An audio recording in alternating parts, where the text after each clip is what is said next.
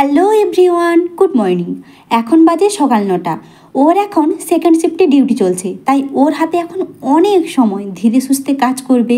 এখনও ঘুম থেকেই ওঠেনি, আমি তাই ওকে টেনে তুললাম, না হলে সেই কালকের মতো আবার টুপি দিয়েই বিছানা ঝাড়া শুরু করে দেবে। আর ইনি হলেন আমার শখের মানুষ।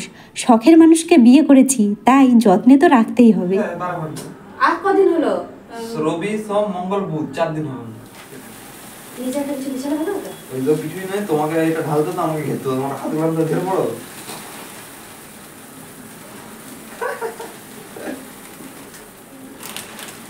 বাবা মা যে 1 বস্তা মুড়ি এনেছিল, সেই মুড়িটা আজকে ঢেলে শেষ করলাম। পুরোটি বা ভর্তি হয়নি, অর্ধেকটা হয়েছে। এটা আমি খাবো, ঠিক আছে? এটা আমি বাচ্ছিলাম, আর এটা দোকানে এটা বাচ্ছি। কালকে যে দুটো ডাব এনেছিলাম সেগুলো এখনও ফুটো করছি। ডাবগুলো কিন্তু খুব ভালো ছিল আর অনেক জল ছিল। প্রথমে ডাব খেতাম 60 টাকা পিস, আর কালকে এনেছি 100 টাকায় 4টে ডাব। যেহেতু এখন শীতকাল পড়ে গেছে, ডাবের দাম কমে গেছে। সবগুলোই ভালো ছিল, কিন্তু ওরটাতে একটু সর পড়ে গেছে। কেমন লাগছে বলো ডাব? ভালো? জল মিষ্টি না হচ্ছে কষা? যেমন ডাবের হয়, মিষ্টি নয়। মিষ্টি নয়? গুড। ওই ডাবটা আমি চয়েস করছি। নাইস। খাওয়া দাওয়ার পরে আমি এখন গান লিখছি। আর কি জানো তো, কালকে শাকটা ভালো খেতে হয়েছিল, কিন্তু তাড়াহুড়ো করে রান্না করা হয়েছিল। তাই ও বলল আজকে শাকটা আমি রান্না করব। আর ও না ঝুরি ভাজা কিনে এনেছিল, ওকে বললাম একটু দাও, দেখো কতটুকু দিয়েছে। তারপরে দুজনে খাওয়া দাওয়া করে নিয়েছি, আর ও ডিউটিতে চলে গেছে।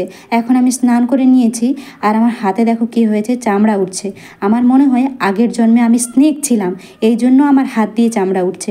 শুধু এই দুটো হাতেই হচ্ছে। কেমন হয়ে গেছে দেখছো? হাতগুলো দেখলে কেমন খারাপ লাগে। মুখটাও কেমন হয়ে গেছে, শুধু চামড়া উঠছে। তারপর ব্রণতে কালো দাগে পুরো ভর্তি হয়ে গেছে, মানে নিজের মুখের দিকে নিজে তাকাতে পারছি না।